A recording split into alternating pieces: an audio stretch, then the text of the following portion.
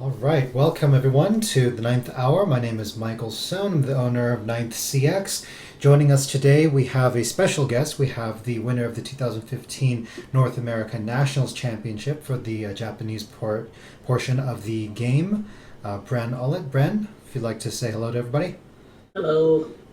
All right, so Bren has been involved in quite the, uh, innovation within the set, particularly Tolovru Second Darkness, caused quite a stir with at least the player base, especially when he took down Nationals with a deck that was certainly not a color combination that people were expecting.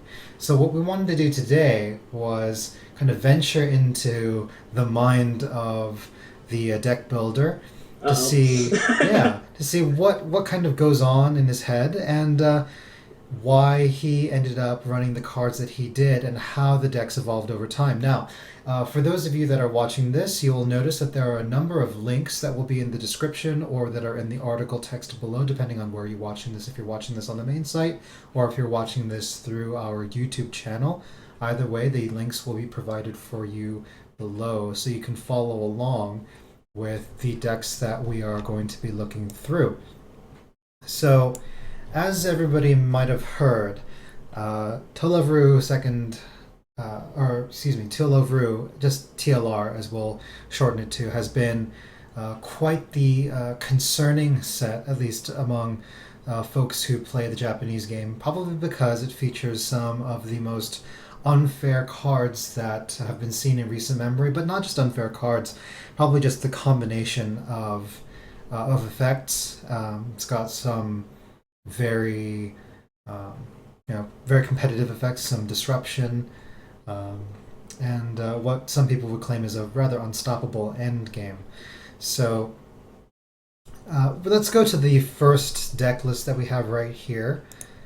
We've got this yellow red deck draft number one, as you all will see right over here. And so, Bren, answer this if you would. With regard to the first draft of your TLR deck, what was your approach? How did you look at the set? Did you go from a top down or did you go from a bottom up? Enlighten us, would you? Okay, so um, this isn't actually the first build I did of Televeru. I actually did a yellow-green build because everybody was complaining about that when it was first being released. And so when I first got my carton, I decided to go for it. And turns out I really suck with the deck.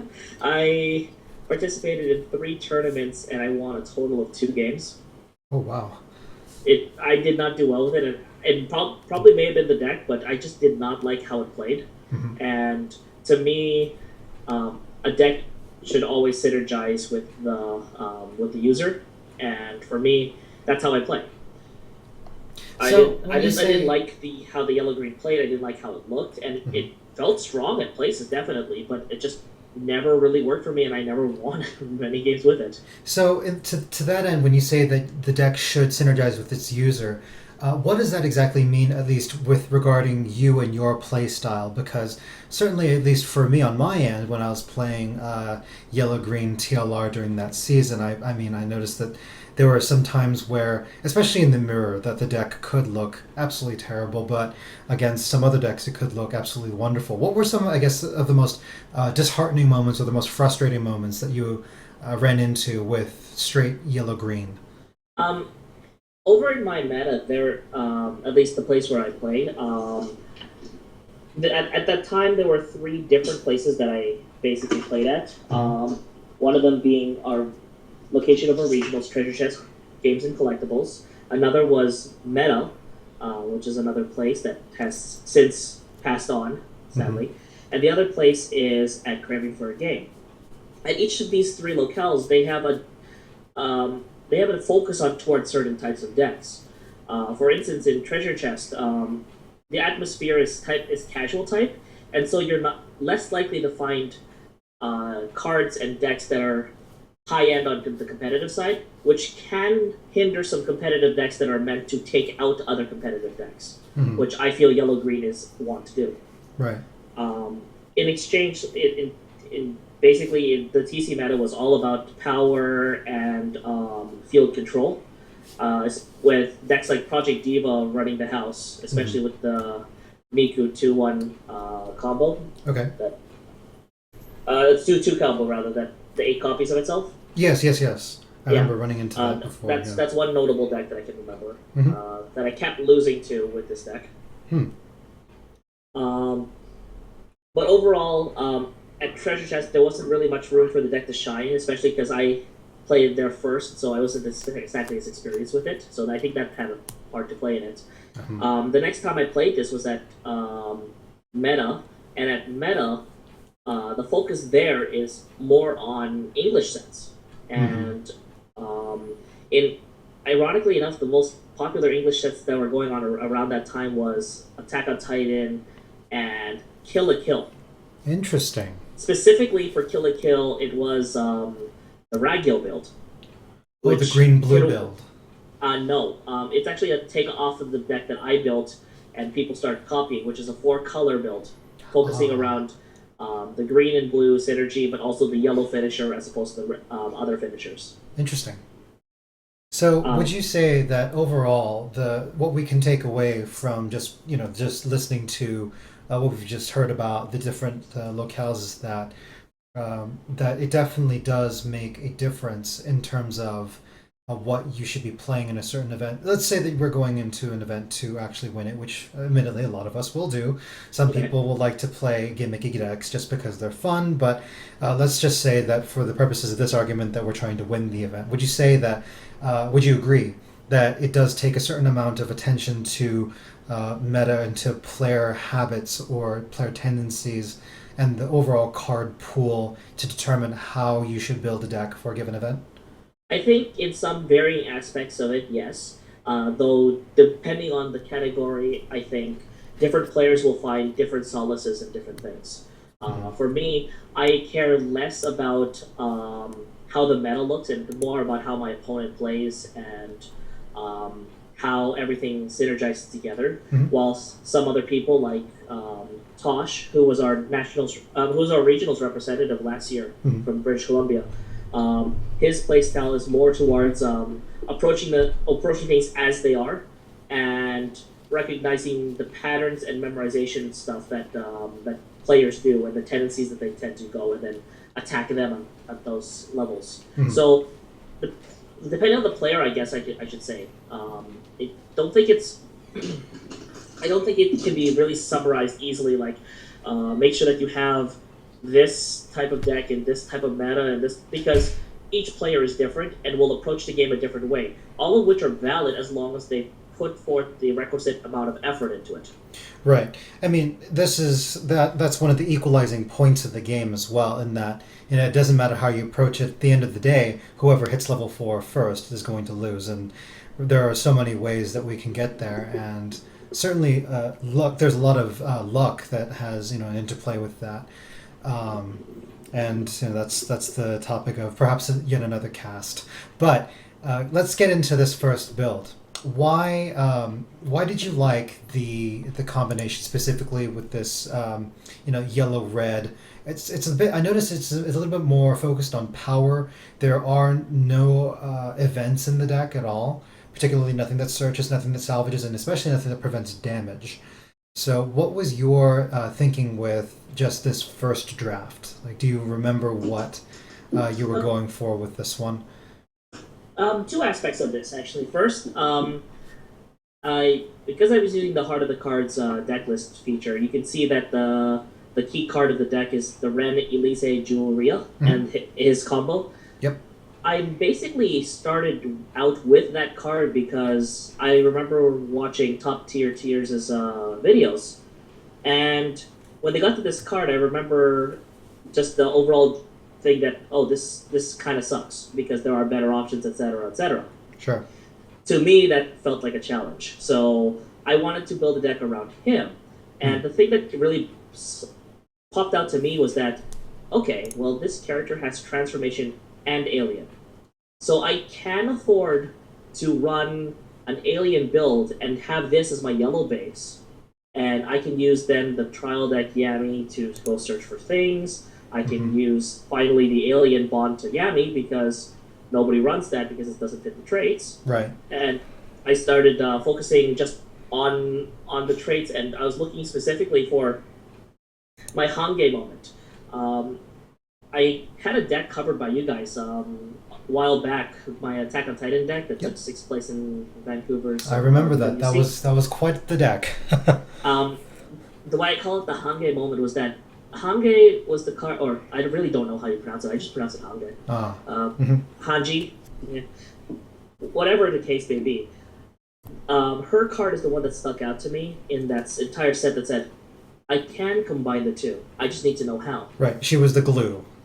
Exactly. Yeah, she was the bridge. Yeah.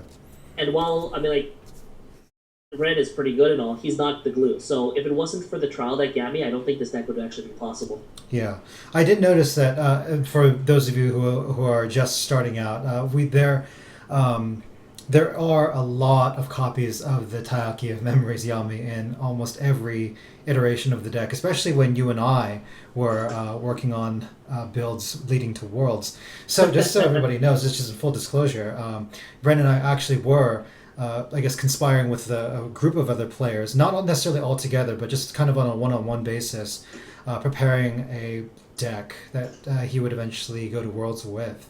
And it was quite an interesting time, but we just wanted to kind of open up that one-on-one workshop that more or less we had, take the best ideas that came of that, and share that with everybody, in case that hasn't already been made clear. So we have this first list here. I mean, personally, I'm familiar with it because it was actually similar to a draft of it that I tested upon the set's release, and for a while I actually did want to use yellow red, but there was so much draw or reason to use yellow green, at least in my area, at least in the Bay Area, because we have a pretty fierce player base over here that definitely goes big. Fair enough. It made yellow green the better choice for me overall.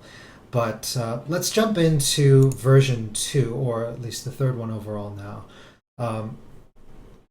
Yes. The only reason that I say that this is the third deck and the second draft, there was actually two changes I made that were separate. But before I even recorded this deck, I changed them both. The first one was that when I first playtested this first deck, I liked what it did.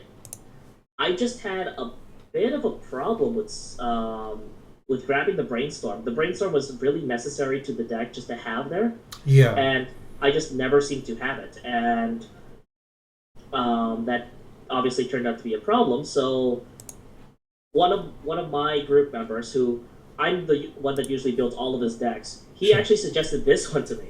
Interesting. Saying, well, you don't need this many of this card. I'm trying to remember specifically which card he asked me to cut. Sure. But he said, you don't really need all of these cards. Why don't you just dump one of those and add a brainstorm? And that made sense. So I took his advice, put it in, and it ended up working pretty well. That's good. That's good. But if we just kind of fast forward to draft number 3, we can see right away, for those of you that are clicking along, there is a couple of copies of the sitting Mikan, or the Mikan Kaze, as it were. What gives? Why the sudden introduction of this I guess hate effect with the anti-salvage? Why the change of heart with this draft? Okay, so at first I didn't have Mikan in the deck because I wanted to make it purely transformation and alien. Right. And I think along the way is like, why am I doing this? I just thought to myself, why am I doing this? There is literally no reason. Also, the fact that Mikan mills 3 really helps the Ren synergize, especially when I don't get the 2 run cards into the waiting room immediately. Exactly. So that helps out. Also, in addition, I started cutting down the numbers of cards that I felt that weren't as good, and I completely cut the Old Feelings Yami. Okay. Well, actually, wait. Did I? Oh shoot, I'm looking at the wrong draft. Sorry. No. This is that's correct. No, Own Feelings Yummy is actually in the sixth draft. So Right. no, I'm looking at the wrong one. Okay. Sorry. What did I cut from here?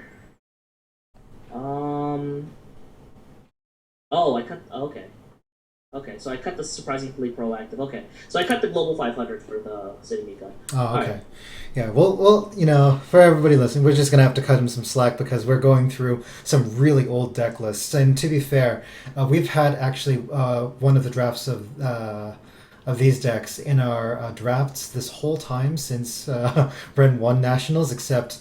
Because he was starting to work on his deck for the event right away, we actually did not release that deck just out of consideration, because we knew that there was going to be work going into it, and we didn't want to, per se, be that spoiler for anybody else going into it. Now, ultimately, it doesn't really make a difference, but that was just a decision that we made on our part. Just so everybody knows why we haven't seen all these deck lists before is because just we were, at least on our end, on my end, somewhat involved in the process of evolving the decks. So, build number 5, as we're moving on to, is draft 4. Is this the one that this looks familiar? This looks like the one that Yep, this is the one that I used in my actual regionals build. I ended up adding the two Akatsuki like Ilalas at level 1. Mm-hmm. And I ended up calling a couple of the numbers. So Kind Warmth Nana went down to 2 from 3. Somewhere in Germany, Sebastian is yelling at you because it's really Azusa who was first, not No, like Akatsuki. I believe it's not the most popular, but yeah, I know Yeah, I know yeah. the whole house is a thing because we have a high idol master population. Oh yeah, you're gonna get so many comments now. Oh, Uh, I don't mind, but I'd rather. The way I feel is that because I'm being interviewed about these decks, I feel it's better to talk to the populace instead of being specific. no, of course, of course. I'm giving you a hard time. Oh Sorry, no, it's my deadpan is that's fine. completely. That's It's so hard to convey over the, especially without seeing my face. fine. I That's mean, fine. I've shown my face on the thing before, but we're getting off topic now. So, with this draft, still no events. Now, Correct. I want to press you on this a little bit because we've tuned the characters, right? We've added a breadth of effects here, but you still haven't, at least for some people, would give you a bit of trouble for saying, well, why not use these really unfair or seemingly unfair events? Why did you want to keep it to merely characters and climaxes in the deck? Two reasons. First reason is that Blue Battalia runs ability kills herself if you reveal an event or a climax. Because everything, oh, and Mika. But everything else in the deck basically works towards her ability. Mhm. So if I reveal an event, I just lost the clock on core character, so I basically took a damage for having an event on top of my deck. But that's actually not the main reason.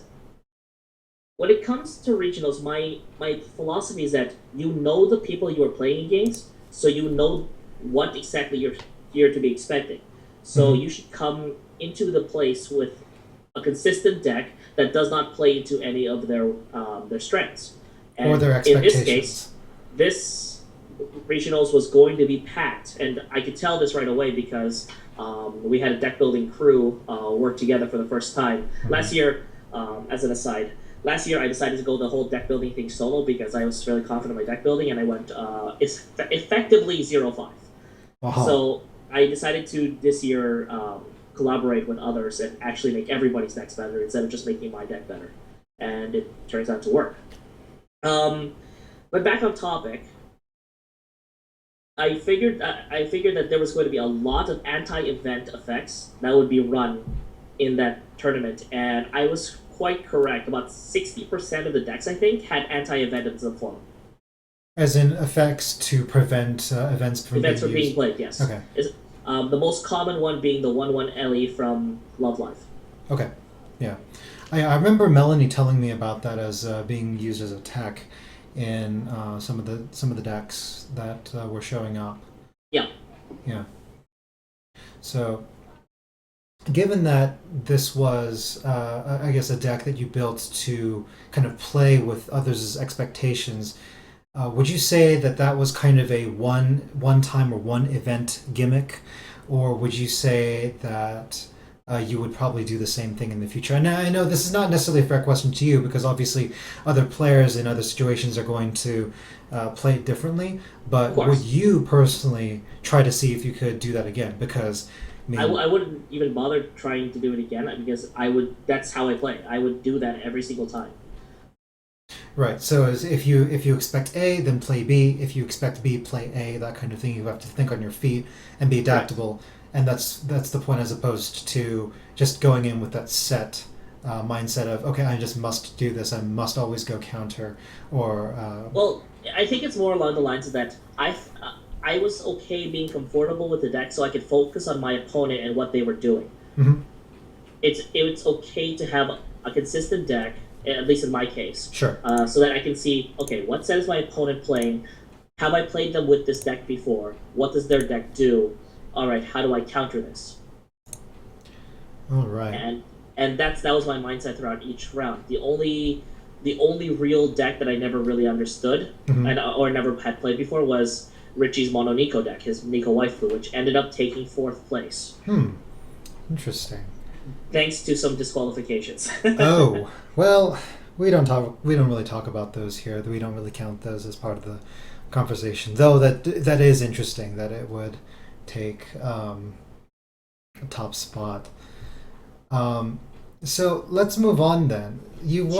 You won with that version of the deck, and Right. then I recall in our conversations things started to get really weird, Um, like. Uh, Before you do that, though, I actually almost didn't run that build for regionals. really. You'll see right underneath there, for those that are listening or watching, there's a build underneath that called the Animal Build. And I actually built that because I realized I had played Yellow Green. I had played Aliens effectively with Yellow, but I hadn't ever built the Animal Build. That was actually And what I was just about to talk about, right below there. yeah, And I I was. built this on the Monday before the regionals. Oh my. And I had one test game with it. However, that test game was insane because I had close to 20 stock, super compressed, and there was nothing a yellow green um, Teleroot deck could do to my deck. Interesting. It couldn't get any burns through at all. Simply because it would just have everything shoved into stock and they would just cancel everything Correct. And after. whenever they were attacking with Yami, I minus one sold them. Uh-huh. How do you feel overall about the animal decks? Because we've seen absolutely no success, at least in that archetype. The Um, the animal build is interesting because I obviously didn't get a chance to use it in a major tournament, but I feel like the animal build is best mhm. when you're going into a, at least at that point when you were going to the field expecting to see a lot of finisher type things that didn't involve claw kicking, Mhm. because the animal build isn't notoriety powerful, Mhm. but you can shut down opposing anti-damage with UE. You can heal early and damage early using the early play Harana and Nanas. You have damage reduction with White Cat mode, and you have a basically costless level 1 game that gives you advantage with Wedding Dress Harana and Tearing Accident. So you have this basically this shell of a compression build that you just need to put a few more cards in to make a complete package per se. And while I don't think the set has it right now, that's something I'll be definitely looking into once the second set comes out.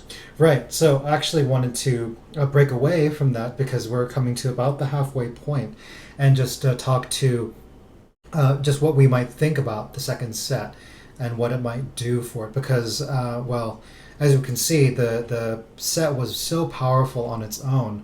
You know, what more could possibly happen? What do you think might happen to? And this is pure speculation. I mean, we're not going to really be tracking back on this in the future to say, "Oh, look how right we were," or "Look how wrong we were." But you know, Well, just for the people's entertainment, what sure, do you why not? think? What does you think is one of the worst things that could happen with the second set? The worst thing that could happen is, well, let's see. I would say that it would be Um, hmm.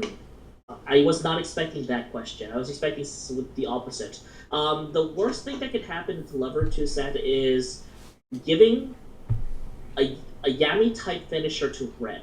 I feel that if you give Red that type of finisher or like some sort of Marika type, Mhm. then they would be probably the best type because their level 1 game is superior in almost every way and not having to rely on a climax to do their thing. So anti-climax effects and anti-encore effects Mhm. won't bother the red deck as much. What do you think would then be one of the best? Because I know you said you weren't expecting the question of others, and I did manage to spring some surprise questions on you because just Thank so you. everybody knows, he did ask me not to actually prepare him for the podcast so that I can make him think on his feet. So there we go. We've You got didn't have we've to got a say raw that. reaction from from Bren himself, just trying to think on his feet. So then, Bren, what is one of the best things you think could happen to the set? I mean, if I could just speak to that for myself, I think that one of the better things that could happen is that blue gets some support, but that's just because I think in the whole, I guess, scope of the set, I'm not saying that it'll make the best deck out of it, but just from I guess a design standpoint, because I mean I'm not necessarily speaking as a player wholeheartedly here, but I think that blue definitely could have gotten a lot more, I guess, love or attention in the first set, and I think it would just make sense if the series as a whole got a lot more support, maybe even some more defensive options available to it in blue, just because it was also, I believe, the smallest color in the series. But I mean, Yeah. that's just me trying to speak as a kind of a designer, from the top down. What do you as a player think would actually fit to be the best thing? Well, here's a funny story. I actually played Televaru in Victory Spark before it got canned, and for those that don't know, the director of Victory Spark ended up moving to Weiss Schwarz after the director that was responsible for Nisekoi was removed from her position as leader. So you can see some elements of the Victory Spark mechanics of Televaru in the set, but the one I'm really missing is the one from their extra booster, which is a Rio card that basically synergizes with every single girl in the series. So what I'm looking for is more Rito cards for one, and two, a resonance where all of those girls flock to this Rito. So wait, you're telling me that the director for Nisekoi was removed from her post after the set was dropped, or after the set was released? She wasn't necessarily removed from work on Weiss, but she no longer was the director of Weiss. So Once, basically, uh, Nisekoi is now officially the Windows Vista of Weiss Schwarz. sure. I see. Well, this explains a lot then, now doesn't it? So, Yeah. what do you think might be an effect that would make sense in, say, a level three? Um, let's say that there's a new level three in yellow. What's a card effect that you think we might see? We've seen some cards go really out there, like Shiny Resonance. We had some really interesting, long shot effects. Charlotte was not as, I guess, innovative in that. I mean, we had the Naosashi, the Punish Burner. Yeah. What do you think could be something that we might see at level three in yellow from the second set, So if a we do? level three card that I would see from yellow. All right. You mind if I dig up customs, or do you want me to make up one on the spot? You need to go on the spot. Okay, This is the fine. lightning round. Level So 3, cost 2, 9,500 power, Nemesis. Continuous, as long as this card is in the center position of your front row, all other cards with transformation gain cannot be targeted.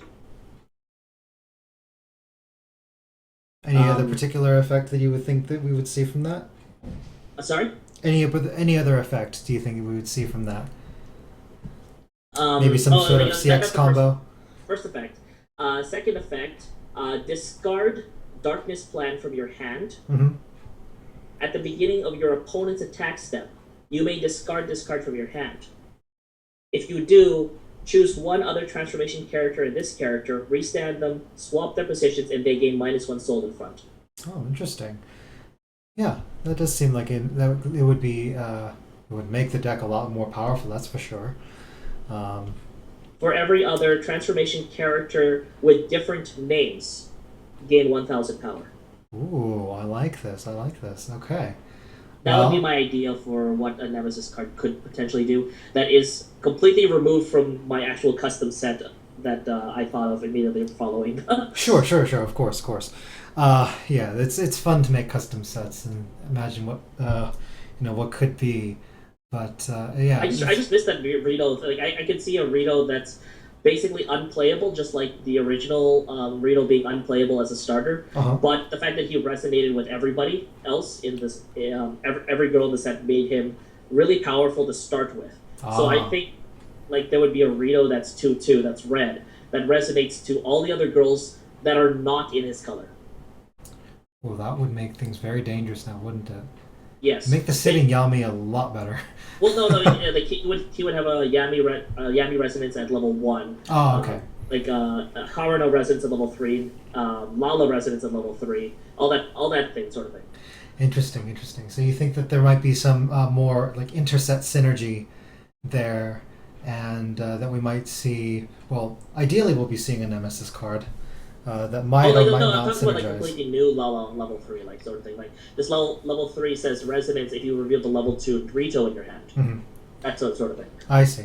So just so everybody knows, we're not going to be actually going through all the colors. It's only because Yami is at the level 3 in yellow. That was I just wanted to get his opinion and wanted to really see okay what could possibly compete with that. What might actually push the set overboard or and whatnot. So that was just a nice little exercise in that. So let's dive into the seventh deck that we have here, or version 5 as we Correct. call it, right after regionals. What happened here? I'm noticing a 4-3-1 split in climaxes, as we might see. Yes, the Miser's +2 soul. And now you're not the only one to use a Miser's copy of +2 soul here, but why here? Why in this draft, especially because that's one of the biggest changes that we might see here. So the first thing you'll probably notice is that I'm missing the level assist completely and Mhm. her climax combo, and it's been replaced by the level 2 Nana and her climax combo. Mhm. The main reason here was that while I did win regionals, I was not happy at my hand size. I always had 3 to 4 cards in hand at level 3, Mm. and while Yami was able to draw me out of it, it was just really difficult to do much. So what I decided to do instead was that okay, let's try and focus on hand size in red, without really obviously falling victim to my own anti-salvage. Yeah. Now that's a pretty interesting move because it's very rare. Though I mean, it is possible. For example, Charlotte decks can use the U anti-burn while using the Naosashi, and similarly, this deck uses Sitting Mikan and also the Nana to salvage. No, It's no, a, that's not the one that actually goes against it because when you play the climax, you actually salvage on play of the climax. oh, Um, excuse it's me. Yes, you're right. You're right. I it's, did. it's the comeback trigger. Sorry, it was the yeah. Sorry, it was the triggers that I was referring to, not the Yeah. actual CX combo. I misread that. That's my mistake. But yeah, so I mean, and that's even to that end, it's almost even worse because the climax showing up on top with that comeback trigger is not necessarily as predictable at all. And if it gets poorly timed, you might be either out a card or a bunch of damage, and being out of climax with effectively blink trigger at the wrong time can feel really terrible. Hmm. And so, getting away from this now, we have Little Busters. Yes. Did you change your mind about using TLR post regionals? No, I actually didn't. What my plan actually was to go to nationals with 2 decks, Mhm. and then I would scout basically whoever was playing the day before or the 2 days before, and then based on that, I would make my decision of which deck I would want to run. And this is the build that I built for Little Busters. Interesting. So we've Do you, run do you through. notice how different this is, Phil? Yes, it is pretty different, but and we can talk separately to that. Um, as far as what's going on with it, even though the twins build for Little Busters is kind of one of two builds that are known, at least in the series. Hmm. Um, though here, obviously, the focus is going to be more on what you did with TLR because, of course, you ended up using TLR for the event itself. So, That's for those correct. of us that want to look through a couple of drafts of Little Busters decks, the links are there. Please look through them. We've covered these similar types in the past, but let's skip down to. No comment on the non-twins card in level one. No, because also this is admittedly this series is not my fort. I'm not Oh, really comfortable with speaking about it with any kind of semblance of or pretense of knowledge about it, and so for the sake of not sounding like a blundering fool, I'm going to just skip right over it for now. We'll probably have to come back to it another time after sure. I've had a reasonable amount of time to actually study the deck and actually go through it. Though, and you will be back with this. Don't worry, everybody. We will be back with another episode to go over that Sure. on itself. But we, of course, want to break down exactly the path to nationals and onward and what happened there. So, Which uh, is why those two decks are important, actually, because the first build of that deck, as soon as I built that first deck, I played nothing but Little Busters. I played no Televaroos ever since building that deck until I got to New York and realized that I didn't bring the Little Busters deck. I'm sorry. Repeat. Okay, so the two Little Busters decks are important because after I built the first draft of the Little Busters deck, Mhm. I did not play Televaru at all. I just played the Little Busters deck Mhm. for what basically amounted to quite a while, and I made changes along the way based on what people actually had cards of. Sure. Because the first build was actually proxied, but I had to rely on two other people that actually had Little Busters cards. Okay, And so- it turns out some of them didn't actually. So some of the cards they didn't have. Mhm. So I remade the deck based on what they did have and played that for a while just to get familiarized myself with it. Got it. So, well, to that end, I can ask, I guess, some more general or bigger picture questions. Then, now, after you won the regionals and you were fooling around with these Little Busters decks, do you feel that the I guess the practice of using a different series was helpful or instrumental or even detrimental to your experience going into nationals? Do you feel that it was good to practice with something that was different in a completely different realm as far as I guess power or even card pool is concerned, or did it not? Do you think that it did not really contribute to that overall? I would say it did contribute in a way because it changed my focus. I was kind of playing the first couple of versions of the deck, like live for the moment, let's do what I can now, Mhm. and we'll worry about long term goals later. Yeah. The So Little basically, Busters the deck that I YOLO built build. is I'll say it for completely long everybody. term. Sorry? I said I'll say it for everybody. It's the YOLO build, right? I mean, that's just what it is. I mean, that for me, the term is this. Yeah. It's ish only because I played it that way, but it's not necessarily a build like a YOLO build. Sure. It actually has a semblance of defense, counterplay, and some very interesting synergy. But I can cover individual card choices when we actually get to examining the decks. Right. And like I said, we'll be getting to those in future. But of course, we're almost at our hour right now, and we haven't even gotten to the build that you used for nationals. Now, obviously, Yeah. we have the list for nationals here, version number 6 or build number 10, Yeah. and that caused a lot of it caused a bit of an uproar, I would say. I actually didn't see any of the uproar. I'll be honest. I was actually looking for it, and I didn't find many. I only found the uproar from the people that were there. That's what I mean. They were very surprised, is what Oh, I yeah. was told. I mean, the reports to me from the event told me that people were extremely surprised to see that there were no darkness plans, no anti-damage counters and whatnot, and they were completely Oh, taken by man. surprise. They always played around it, but they never saw it. So basically, you just pulled off the longest con possible and just next level Yeah. people.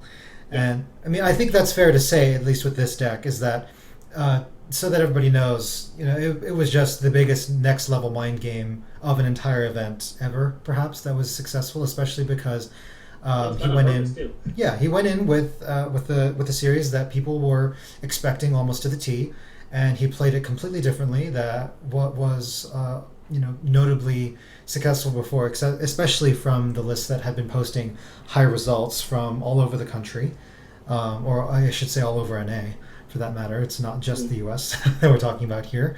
Um, and it just worked. And while we will actually have a deck tech go up for that separately, because I'm pretty sure we have a draft of that, I wanted to jump ahead to the following builds that we had, because Sure.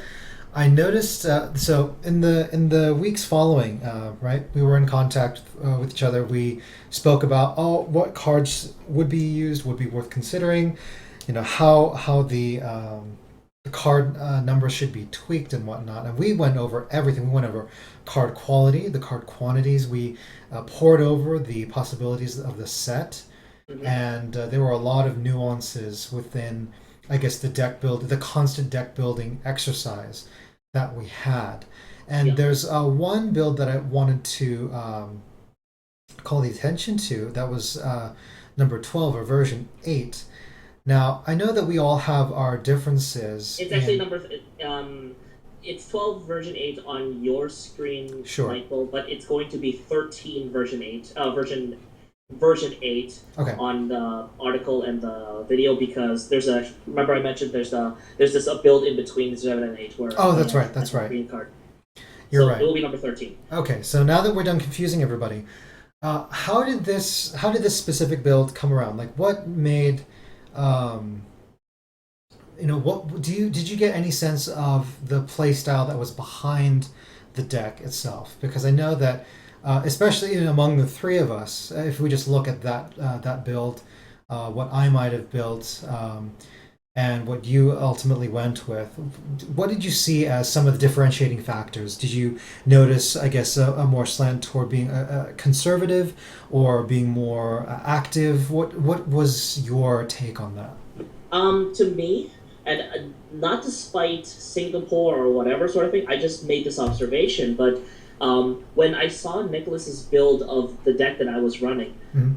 um, it opened my eyes, and I actually made a blog post about this, about how culture really does play a part in how you play Weiss. Depending on how you were brought up, where you were brought up, where your country of origin is, and where you grew up, it really does play a huge part into how you play Weiss. Um, I mean, this is true of any card game, of because course, I of mean, course. But in Weiss, where you're allowed to express yourself very well, especially in just the very minor details, sure, sure. you'll see, for example, like the one example I listed was Americans and Canadians. Mhm. Americans are more likely to front attack when presented with an opportunity to either front or side, and both are about equal value. Mhm. While Canadians are more likely to side attack rather than front attack, and Okay.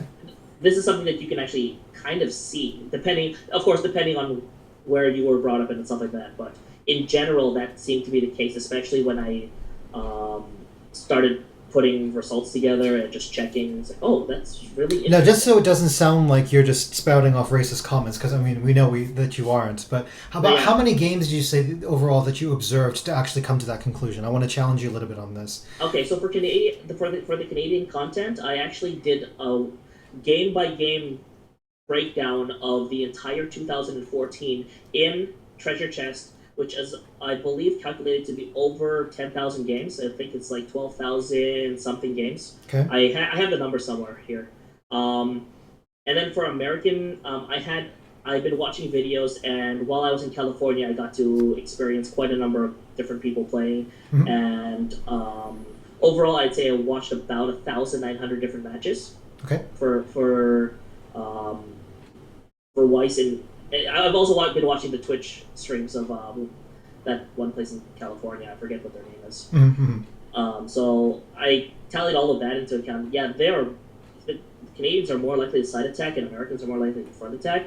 The reason I'm bringing this up is because Nicholas Tay and quite a few Singaporeans believe in a deck with very little one-ups and a lot of consistency. Okay. So the build that he built for me had absolutely no one-ups except for the one 3K counter and a bunch of 3-ups and 4-ups, and I cannot stand 4-ups. Why can't you stand 4-ups? this actually comes back from another game that I played, Future Card Buddy Fight. Mm-hmm. And I played Magic World in that game. But running a four of in a deck that needs to be proactive in your answers Mm-hmm. is just really bad because you need to have the answer for everything in game one. Okay. Because after sideboard, then you need to prepare again for their sideboard and their new deck so that you can crush them in the third game. Now that you know their entire shell, but you really need to win that first game. So you need to have an answer for everything, and that kind of deck building mindset I brought over into Weiss because hey, it's a Bushiroad game, and Right. the approach to the game is very similar in that realm. Right, and this might, at least for those of us that play Magic, this might sound like madness because in Magic, one of the things, at least that is touted a lot, is consistency, making sure that you actually draw the cards that you need to. But we also have to we also have to remember that we're talking about completely different games here as well. So for those of us that might be in the background saying, "Hey, wait, why do you hate four ups? Don't you know how to be a good card player?" We'll just have to remember and be conscious of, or rather be mindful of the fact that we are talking about different games here. There are mechanics here that are different that might not necessarily translate from one game to another. And yet again, this is the subject of another article in progress, or perhaps a cast that we have that we're going to be doing in the future about how these games are different and why they're related and why they're different. But to that end, so for those of us that might have come over from Magic, myself included, hearing I don't like four ofs is not actually the sign of what we would say is a bad player. I know that some people say, "Oh well, if they don't know these basics, they couldn't be good." But Oh no, in this I'm case, actually a though, former Magic player myself. Mhm. Like I'm actually a former level one judge. The whole idea regarding Magic and Weiss, and the main difference is that you don't mill through your deck in Magic unless you're playing Dredge. And in Dredge, you'll notice that there's a lot of copies of like one ofs, two ofs, or three ofs Oh, that yeah. you'll run because you want them specifically for their Dredge counterpart or Yep. for the effect that they get, but you don't want them all the time. So, Golgari Bridge Troll, I think, is It's the one Golgari that Grave Dredge Troll, is. but Grave Troll, yeah. yeah, I It's- think it's I one think I'm such gonna a just stop you right there, though, because we might be just losing a bit of our audience right here before we actually talk about cards from a different game.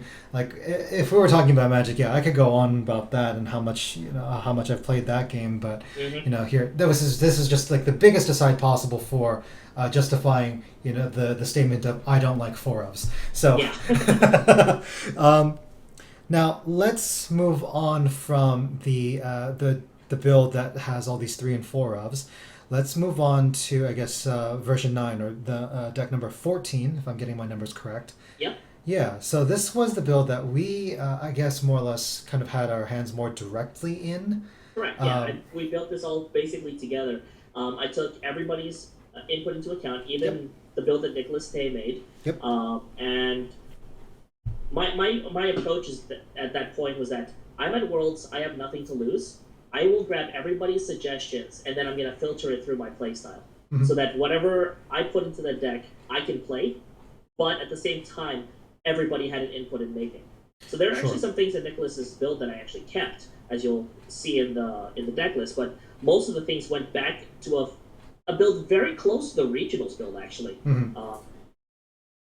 Now- it's more streamlined. There's no more blue as you. Yeah, No more, yeah. We just I do remember saying, okay, we should probably cut this color, but so now that we've kind of I guess reached the end of where those decks went through and where they ended up, I just wanted to talk a little bit more about I guess the overall the macro game as it were, as to how you approached the event, because I know that there were some decks that were, I guess, really all in, and there was the eventual winner was again Kansai, and that set is notorious for just being, I guess, within the context of kind of like Splinter Twin, if I can move over from Magic. It's kind of it was kind of the fun police, right? It's like, okay, we can't do anything really cool in the game right now, so we're just going to do this, and this is how we're going to dictate the pace of a game, etc.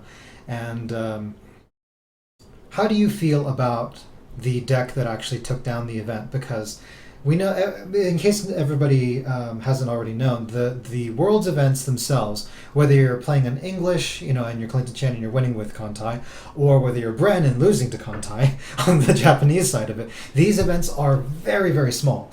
These are not like the events that you'll see in Worlds for, say, Magic, where there will be tons of matches played over a series of days. Yeah. I know I have friends who compete in Worlds quite regularly, and it's almost a full week thing, and there's a lot of training, a lot of practicing involved for that, leading up to say even Pro Tours, the level before that, on the way to Worlds and so on. But with Worlds in Weiss Schwarz, it's almost an anticlimactic, if you will, moment, because you get very few games. It's kind of over and done with within hours, seemingly, if I'm not mistaken. Yeah, And I think the event effectively lasted 2, 3, 4 hours. which is almost nothing compared to what it could be, that we know at least in the Magic world as 3-4 days Yeah. of continuous action and Mm-hmm. really expression. So, to that, I actually want your opinion. Do you feel kind of cheated by the fact that you were not allowed to play a greater number of games just because there were so few people there, or the format of the event wouldn't allow that, or were you okay with playing just a few matches before I guess the whole event was wrapped up?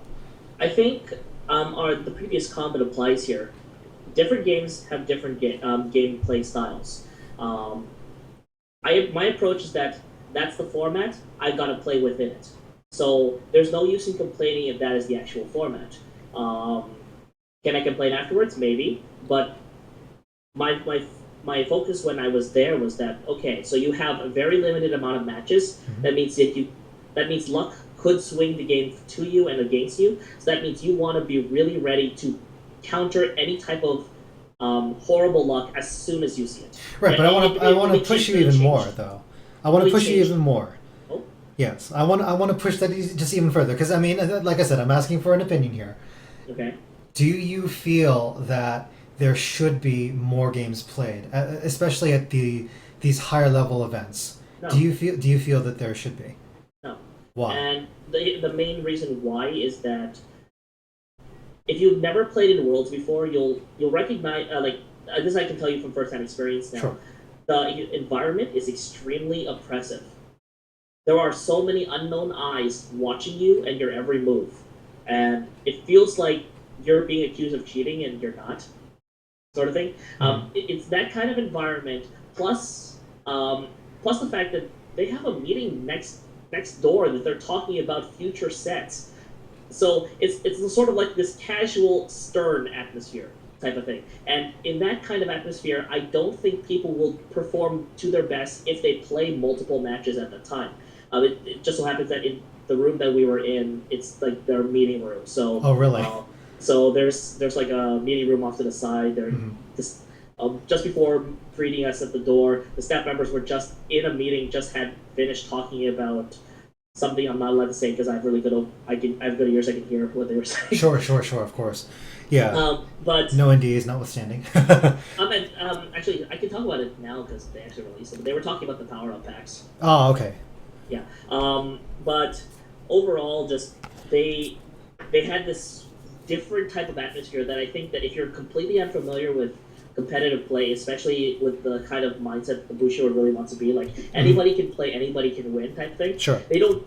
I think with that in mind, that context in mind, the environment would be too oppressive for just a random person who got there by pure chance to play and enjoy the game. Because at the very end of the day, despite how stern the environment felt, everybody enjoyed themselves to varying degrees of success. Obviously, the people that didn't win were not as happy, but Sure. Even someone like Bea, who I got to know, the European representative, she was not very happy at her performance, but she wants to be back and prove herself next time, and that's definitely the right attitude to take, and I feel that's a kind of directive that Bushiroad wants to have for their games. Right, but I want to add a counterpoint here in saying that I don't know if it's necessarily going to be responsibility of the company or the parent company itself to, I guess, manage the emotions of the players, per se, to that effect. I don't think that that's something that they can be reasonably expected to do. Well, Certainly, granted, that's something that's part of a competitive play. Like say in even poker, right? You wouldn't say that somebody would be expected to act a certain way or react a certain way, one way or the other, when they're calling down a huge bet, that kind of thing. In the say if they're playing in the World Series or if they're playing in a really small micro game online, though. Right now, I can say in this it's state actually it's not really that legal, but you know, I it's kind think of funny that that you bring up poker. I'm sorry. It's actually kind of funny you bring up poker because my counterpoint to that is that if you look at the 2015 World Series of Poker, and I know this because I was doing research for this for a church sermon. Don't ask. Really? Yeah, don't ask. Okay. But I watched those finals, and Justin Schwartz was not exactly the most, shall we say, well-behaved people in at the table. And definitely, yes, there might not be this sort of like the company wants there to be some sort of branded image or whatever sort of thing, but everybody at the table recognized that there was some sort of etiquette code. And I feel like this is what Bushiroad is trying to. When I was trying to focus on this with this Bushiroad initiative, I feel like Right. it's not necessarily the company's directive to force players to feel a certain way, but there's definitely an etiquette involved there where it's like this was a wonderful experience. I want to do this again. Right, and I'm not going to contest you on that point because I mean it's very clear that the prize truly is getting to experience their country, which is what their philosophy has been. I mean, anybody that has played at least competitively will know and should know that that's really what they are pressing for. But Yep. the critique, at least that I know that I have had personally, and will say here, is that in some cases the way that it's conveyed is almost too Japanese in a way that it is it's kind of it fails to cross the cultural divide in a lot of ways because there's just that not understanding, right? Because if you know, I mean, for those of you that don't know, I'm Korean American, right? I grew up in an Asian household, so there's a lot of Confucian codes that one goes by, at least with the mannerisms that one takes and one acts. I grew up speaking Japanese, Korean, and English, and so I fit in at least very well culturally as an American, or even just as a Korean person, or even in Japanese culture. Because, I mean, I remember when I traveled to Japan about 4 years ago, I was never complimented on my Japanese. I fit right in. I wasn't asked if I was from America, that kind of thing. I mean, that's just myself. But what I can say to that is just as somebody who's experienced all those things, is that especially in the Asian cultures, the mainland Asian cultures to be specific, there's this expectation that one simply knows that this is the way that things are. And that's mostly because of the way that it's just passed on from generation to the next. Do you feel that this was the case? At least, do you feel that that oppressive atmosphere that you were, I guess, feeling? Do you feel that those were those expectations that were, I guess, carried from the culture, just hanging over your head as an unfamiliar, or I guess a person who was unfamiliar with that sort of thing? Would you say that that was what it was, or do you feel that it was something different than that? Because that's my suspicion. But I just wanted to ask you about The that. premise is actually wrong here because I'm also Asian in a way because I'm Filipino Canadian. Hmm. So I do have the same sense of the whole Asian thing, but in addition, my major is in linguistics. So when you look at a culture and realize that for generations, and this is not to say anything bad about the Japanese, but it is just a facet that they have been xenophobic for quite a long Oh, time. absolutely. This is their way of reaching out. This is the way they know how because they're not used to being outreaching. I think Right. it is a step, definitely not the full step that they should take, but it's definitely them trying, and I respect their attempts at doing so. Obviously, it could be better, and I won't doubt that it is somehow held back in their culture of some sort. But for sure, there is this facet of this company trying to reach out to the world in the way they know how, while trying to stay true to what they believe. Right. So, I mean, with that in mind, I mean, we can agree that they aren't, I mean, that they are doing it, that they are making the conscious effort. I mean, we see that, right? We see their brand ambassador, so to speak, in the official Weiss Schwarz page, the USA page. That I'm sure a lot of people here subscribe to or follow. We get the car previews there, and so on. But Brent, what would you say would be, I guess, the thing that would take that to the next level? What would you say would actually help the company actually bridge that really well? And I'm not saying that it has to be done right away. I'm not saying that it's going to be done or that it's even remotely possible, because we know how slowly that social structure can progress within that. Mhm. But Yep. if you did have, I guess, all of that, that lovely time that can just get those bearings going, those ball bearings of change, what can grease them up? What would you say would be one or two things that they could actually do, that we could actually see and, I guess, keep track of to see, oh, they're doing this? Well, I would actually say specifically what's on my mind, but I contain some sensitive information that I don't think I'm allowed to talk about. So what instead we're going to cover, it actually involves, for those that are not in the know, it involves the relationship between Bushiroad Japan, Bushiroad SEA, and Bushiroad USA. And there's some tension between those lines that I wanted to cover on, but I don't think I'm allowed to talk about that. No, I think that, I'll speak to that because I definitely have, I have my observations, and, I don't have any insider information, so anything that I say is purely speculative. But I think it's pretty clear that there is definitely a disconnect, at least an internal disconnect there, and that it's a problem that happens at least in at least larger businesses, especially when culture is a certain way. There's a lovely infographic somewhere out there on the internet of how to lead a business in 50 different countries. Mm-hmm. And how it's different in every one. And just so that everybody else knows, my major is in music, but also business. And I received a minor in Japanese, so that's how I know even more about, I guess, the mundane of the details of history and whatnot. Nice. But, I studied organizational behavior, leadership, and management. And I can say that one of the key aspects of maintaining a good corporate social structure is establishing a good culture and establishing norms as soon as a company is started. Actually, that's how Ninth CX is run on the back end.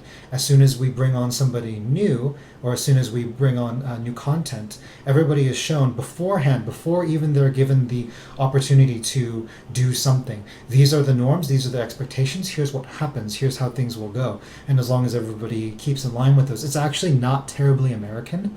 There's a lot of Asian influence, I'll say, in my style.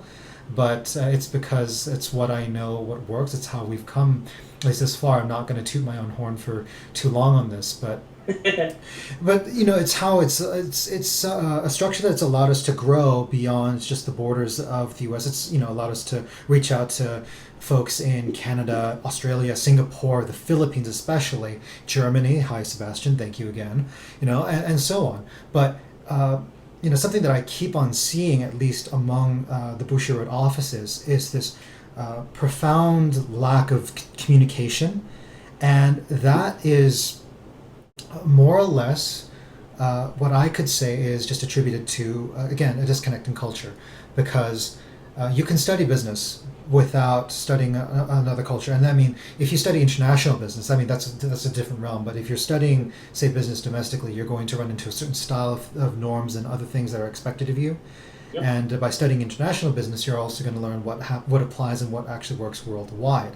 Yep. And the sense that I get is that the folks that are in each respective offices don't necessarily have the business sense of the whole scope of the company. Rather, they only know what's in their own office. And this is actually not something that's unique to Bushiroad. Believe me, you can see this kind of localization challenge happen. You take any American company and their offices in Europe, for instance, you're going to run into a completely different structure, to a completely different environment. And they're going to run into a whole new set of challenges with each one that you go to. Same thing applies to the global brands that are in Asia and those locales. So by no means is this a problem or an issue. Well, I'm not sure if it's really a problem per se, but perhaps it's just, we can call it a challenge, because problem implies is that it's a negative word that I'm going to avoid using here, not only because we don't want to necessarily badmouth Bushiroad on the record, but also because I believe that it's something that they can address, that can be addressed. I know that it can be overcome, and the only thing that would follow there is the onus is ultimately on them, the parent company, to actually identify that and make the decision to actually act on that. Now, whether they actually do that is going to be somebody else's decision. Of course, we as the observers, or especially as players or content creators and whatnot, won't really get to be privy to those details should they ever come along. And quite frankly, it's not really in our realm to be calling them out on this per se. But you know what they say about the press, so Of course. yeah, we can hope. But To just finish my thought from before, basically, while I can't share any sensitive information, what I do want to say is that I wish that Bushiroad would treat. I wish Bushiroad would actually look to their show Vanguard for influence here and treat the different areas of the world as branches instead of bases. and how would you describe them as branch versus base thing? Just so that we're all clear here. Okay. What do you So what do you it mean? so for those that aren't watching Vanguard, and don't ask me how I know this because I haven't watched Vanguard either. But right now Okay. there's a little thing about having this generation challenge where the main party is going around to each branch of the Vanguard clans and trying to win a generation challenge from four of the clans. Okay. So the thing of the matter is, each of these branches are on equal standing with each other. They are not. One is not more dominant than the other. One does not rule over the other. They are all their own separate entities with their own separate, they're different, shall we say, leaves, because these are branches per se. But they all work together as a sort of like everybody knows what the other one is doing, as opposed to a base where let me take a random game here, Master of Orion, where you just set up your home camp somewhere and then you expand elsewhere, but the central command comes from one central location. Make more sense? Ish? Okay. I think I see where you're going with this. Um, no, to that end, I think it would be very challenging Oh to yeah, I don't doubt to do that. that. It might not. It might be even so challenging to the point of being impractical to do that, because something that that a large corporation inevitably falls victim to is, well, it's still working, so why should we change it? And Exactly. because it hasn't broken yet, and that's just the way that it goes. You only look at the fires that you need to put out as opposed to the ways that you can optimize the engine. I mean, I guess it's a completely backwards mentality, especially us as deck builders. We look only for ways that we can improve the engine as opposed to putting out fires. Fires are very rare, at least in the deck building realm, whereas we're always optimizing. So if we see the complete opposite happening, it's like it could arguably be something that's eye opening. And I don't know how relevant this might be to everybody out there. This could be just sounding like a complete rant about the company overall. But I mean, this is it's part of the conversation, though, I would argue, because Yeah. Worlds is the celebration of the country of Japan, rather, and the way that Bushiroad chooses to express itself in the entire structure that it hosts events. So, well, with that, it looks like we have some things that we're going to be looking forward to in future casts. We're going to look over the Little Busters decks and kind of go down that rabbit hole for a bit, and we'll also look at the some of the ways that Weiss Schwarz is its own game versus others. I know that we have the discussion that we can have probably a lot easier in this format as opposed to typing it out, because I know that it's much easier to kind of have a back and forth there. So before we go, Bren, thank you again for joining us for Ninth Hour. It's been great having you here. Anything you'd like to say to everybody else before we are done for today? There really isn't much I want to say right now. I do have a lot on my mind, and I actually work in 47 minutes. So, Ah, all right. Well, with that, we're going to wrapping up. Everyone, thank you again for listening. Please make sure to subscribe to our YouTube channel. Make sure to follow us on Facebook. Be sure to check out our sponsor, Card Academy, where you can find everything latest in Weiss Schwarz and card supplies. And we will see you next time, and we'll be bringing you some more exciting content. Thanks for listening. All right.